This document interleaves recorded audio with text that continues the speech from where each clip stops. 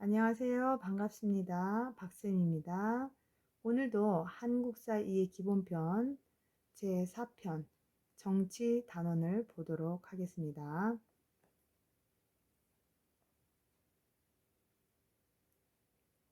오늘은 정치 단원의 마지막 단원이에요. 24과 선거와 지방자치에 대한 문제를 풀어보도록 하겠습니다.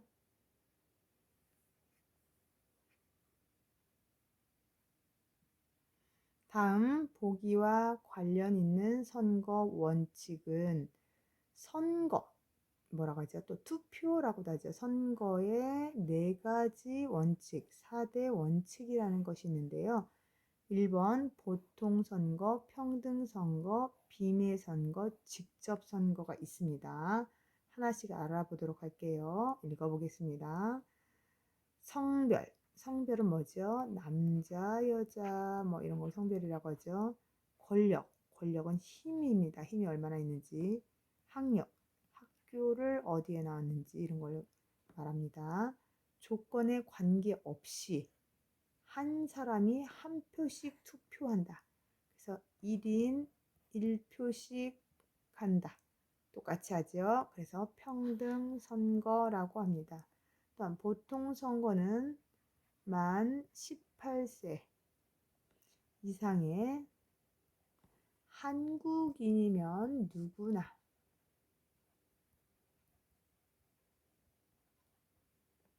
참여가 가능하다. 이거를 뭐라고 한다? 보통 선거라고 한다. 비밀 선거. 비밀입니다. 네, 맞아요. 내가 어떤 후보나 어떤 정당에게 투표했는지 알려주면 될까요? 안 될까요?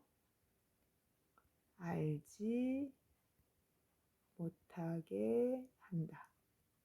요겁니다. 다음 직접 선거. 다른 사람이 대신 투표를 해주면 될까요? 안 될까요? 안 되고요. 내가 직접 참여한다. 요게 4가지 보통 선거, 평등 선거, 비밀 선거, 직접 선거는 꼭 기억해 두셔야 됩니다. 여기는 정답은 2번입니다.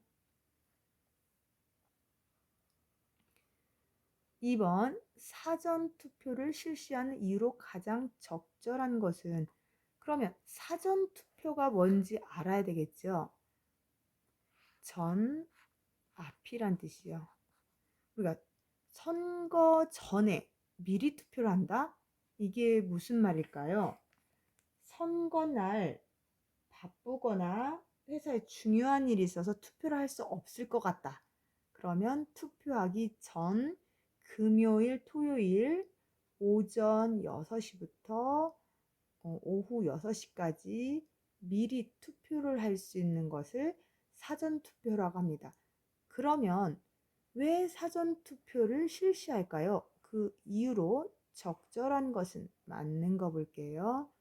선거 비용을 줄이기 위해서 사전 투표하면 선거 비용이 더 들 수도 있습니다. 아닙니다. 투표 시간을 줄이기 위해서 선거 때는 투표 시간 이틀 더 주죠. 더 느립니다. 아니고요. 공정한 선거를 실시하기 위해서 그것도 아니고요. 국민이 정치에 참여를 높이기 위해서 한다. 많은 사람들이 투표할 수 있도록 한다. 내가 투표하는 날 하고 싶지만 부득이 안 되는 경우 투표를 할 수 없다. 그래서 사전 투표라는 것이 생겼다. 국민의 정치 참여를 높이기 위해서입니다. 정답은 4번입니다.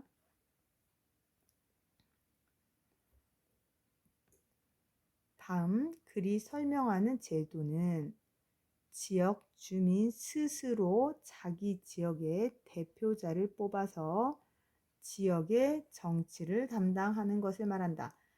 그 지역에 스스로 다스린다. 그죠? 그래서 그 지역을 다른 말로 우리는 지방이란 말이죠. 그래서 지방 스스로 정치를 한다.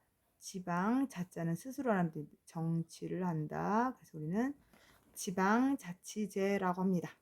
그러면 다른 것도 배웠는데 한 번 더 복습하겠습니다. 삼심제란 뭘까요? 공정한 재판을 위해서 세 번까지 어떻게 하죠? 재판을 받을 수 있다. 뭐 이런 거를 삼심제. 이 3이 여기 요거 세 번입니다. 다음 대통령제. 우리나라는 최고 책임자가 대통령이죠. 그래서 우리는 대통령제를 실시하고 있고요. 비례대표제.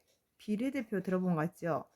국회의원을 뽑을 때 지역구 국회의원과 또 하나 비례대표 국회의원이 있다. 지역구 국회의원은 내가 직접 어떻게죠? 선거, 투표를 해서 뽑고요.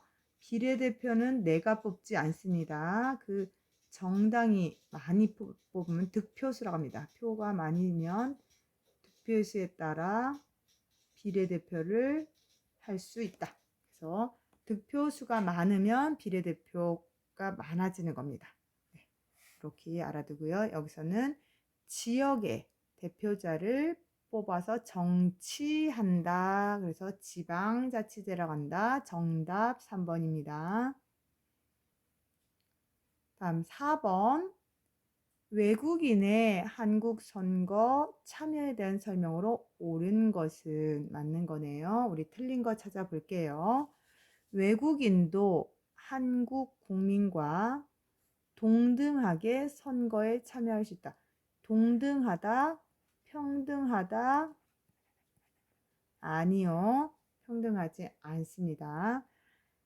19세 이상의 외국인은 대통령 선거에 참여할 수 있다.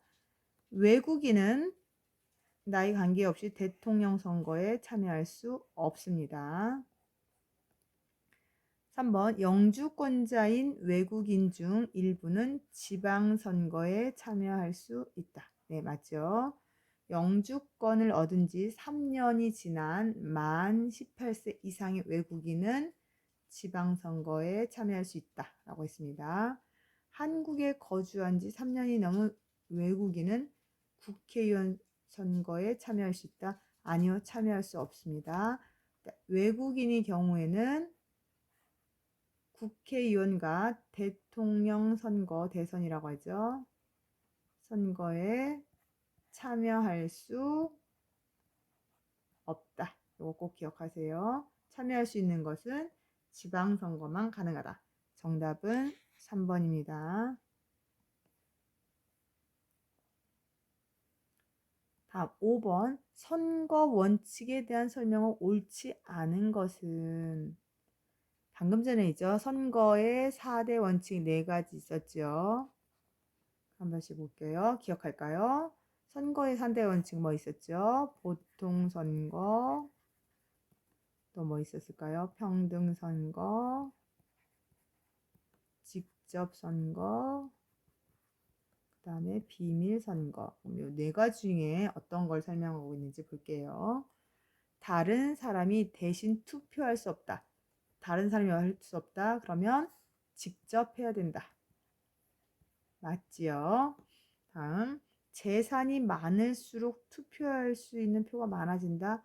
아닙니다. 우리는 1인 1표라고 했어요. 그래서 평등 선거라고 했습니다.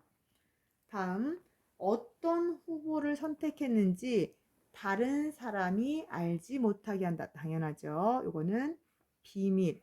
아까 얘기했죠. 비밀입니다. 비밀 선거고요. 만 18세 이상의 국민은 누구나 선거에 참여할 수 있다. 뭐라고 했죠? 보통 선거라고 했습니다. 그럼 여기에서 옳지 않은 것이 하나 있었네요. 몇 번일까요? 네, 2번이네요. 정답 2번입니다.